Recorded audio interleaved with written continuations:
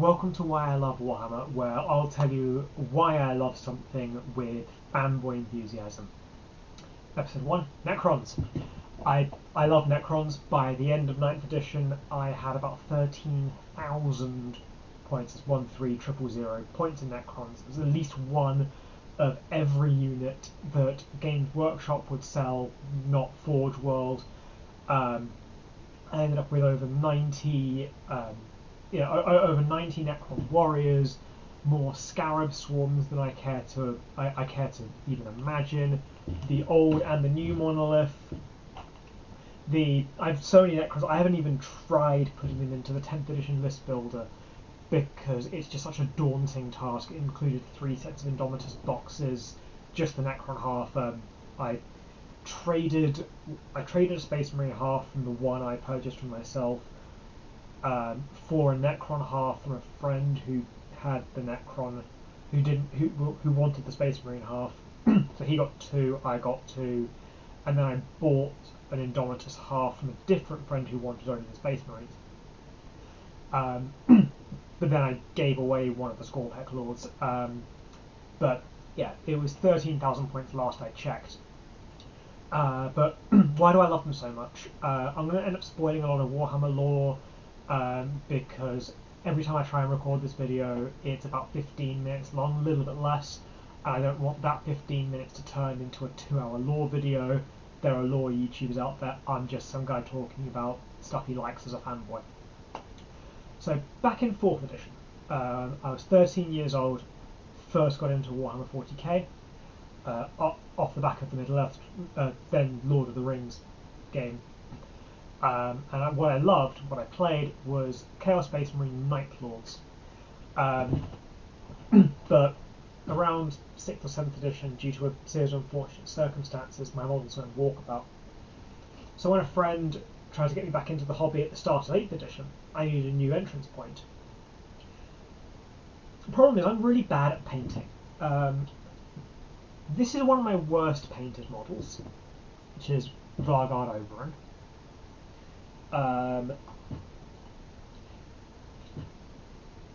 These are 2 of my best painted models, which are the resin reprint of the classic Demon print and a Chronomancer, where I tried to make his orb look a bit like the planet Earth.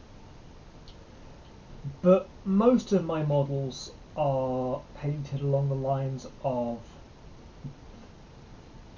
this Nemesaur Zandrek, where I used more Agrax Earthshade and and Ardcoat varnish than I realistically should have, or they're like this Necron warrior where they're basically painted up so that they're game legal. I'm not a good painter.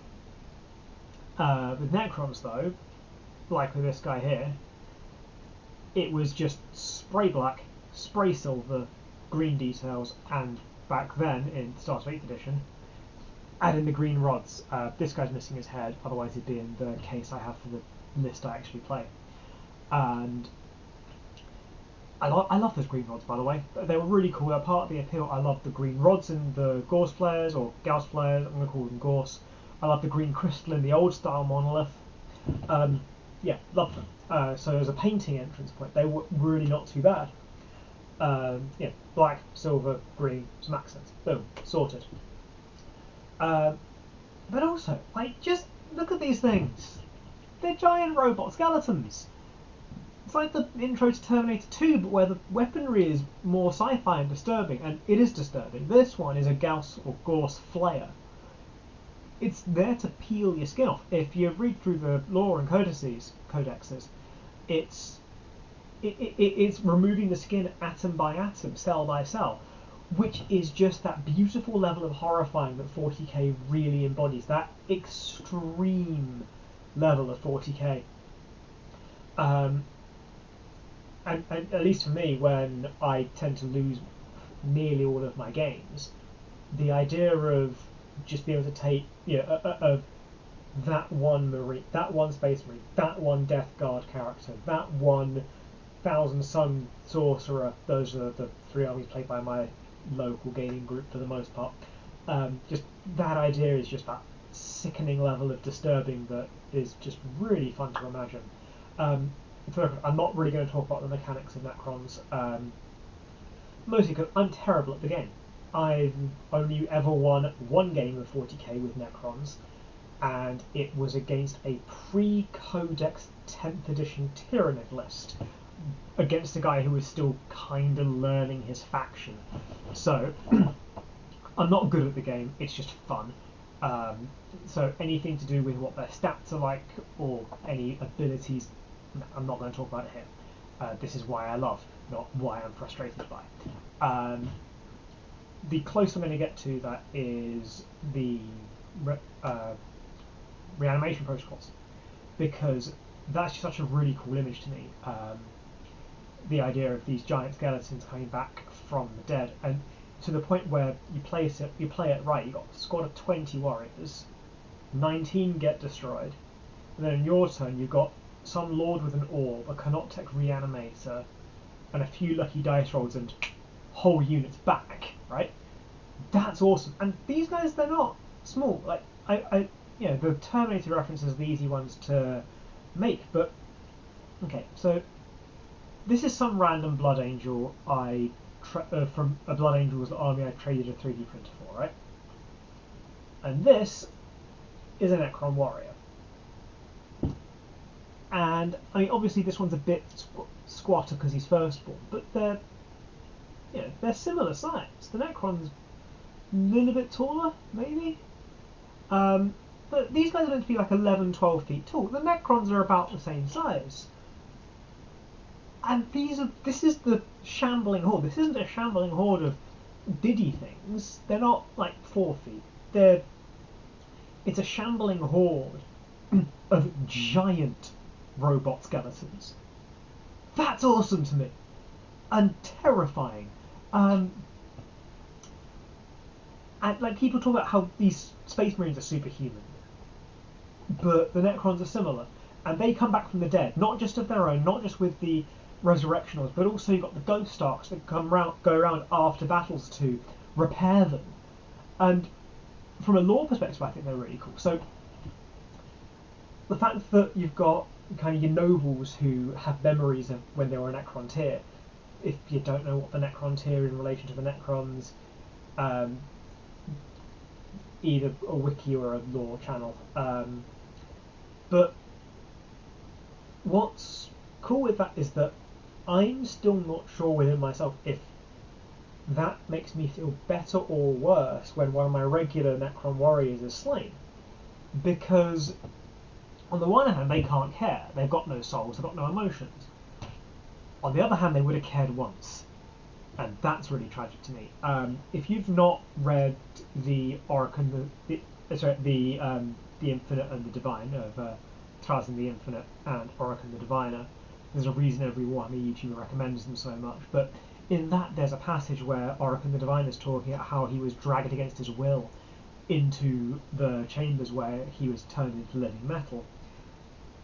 And that's really tragic. You combine that with the Twice Dead King duology, where similar levels of that memory, of those memories of being lost, that's also really tragic and really powerful.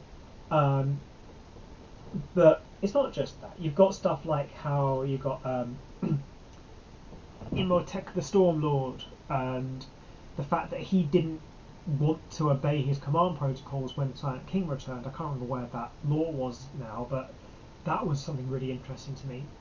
Which then means that in the current 10th edition rule set, where you've got your commander of your Silent King, and Imhotep just has to obey, that adds a narrative tragedy to that. Stuff like Nemesaur Zandrak, who always looks a bit like he's trying to dab in his model, with Vargard Oberyn, Nemesaur Zandrak not knowing that he's a robot now. He thinks he's still Necrontyr and he's fighting against random Necrons. He still takes prisoners, he still has that code of conduct. That's really fascinating. In the 9th edition codex, there's a reference to a societal structure where you've got the Silent King and the Triarch at the top, and you've got the nobles, and you've got the regulars, and then you've got your Canoptech constructs off to one side. You've got your You've got your flayed ones and your destroyers were like a low caste of society because they're deemed disease. And the idea of a societal structure like that, when the Necron Empire doesn't need that anymore, what's it for? Everything leadership is ingrained in programming. They don't need food. They have no need for any resources. That's just weirdly fascinating to me, and I hope that when the 10th edition comes out, or later down the line, it's revealed a bit more regarding the detail of that. And other so all these characters and all this lore I find really fascinating. Big one, Silent King. Maybe a few months before Silent King came out as a model, before he was revealed, I said what he should be, based on the descriptions you get of him, is he should be a little bit, but not too much bigger than a regular Necron, right? But what he needs is some like really elaborate stand, some really elaborate base, as like a diorama type model. So I left the Meniers in my cabinet here, but so when they revealed the Silent King model, and he isn't that much taller than a Necron warrior, we're talking head and a half taller, but he's got this really elaborate stand. It was perfect to me. I saw it and just my hype was already through the roof, but I just thought it was incredible. And then similarly, I think it's really fascinating with the character, how he's willing to work with the Imperium against the Tyranids, because they don't need to worry about the Tyranids. They've got no biomass, which is what the Tyranids are interested in.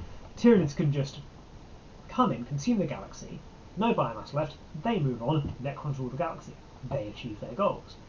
So the fact that they're willing to fight against the Tyranids with the Imperium, to me, shows a level of morality and honour with the Silent King, at least, that the Imperium would never show, the Eldari probably wouldn't show, the Tau might show it, but the Necrons show it, and they're the soulless automatons.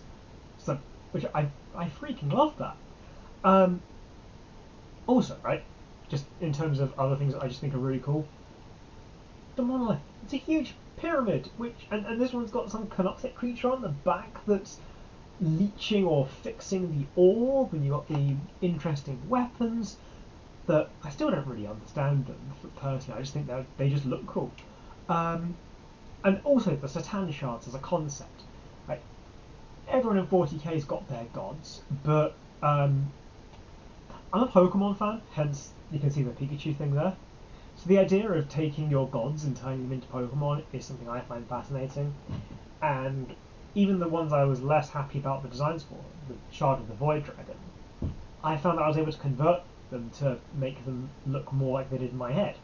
So I personally found the Void Dragon to be a little bit human-like, but I took the lizard heads from the Seraphon and Age of Sigmar, added it on, made them look more like a dragon to me. I just think that's really fascinating. So yeah, anyway, that is kind of a rambly version of why I love Necrons so much. I plan on doing a video like this for as many aspects of Warhammer as I can think of, not just 40k, but just everything Warhammer that I think is cool. So if you want to see or hear more of me talking to a webcam about Warhammer I like, feel free to do the YouTube things, the like and subscribe and the notification bell doodad. I've got a link to social media and Patreon stuff in the description, so if you did want to do something there, that would be really appreciated. And next time I'm going to be doing a similar thing, but for the Chaos Knights. Thank you very much.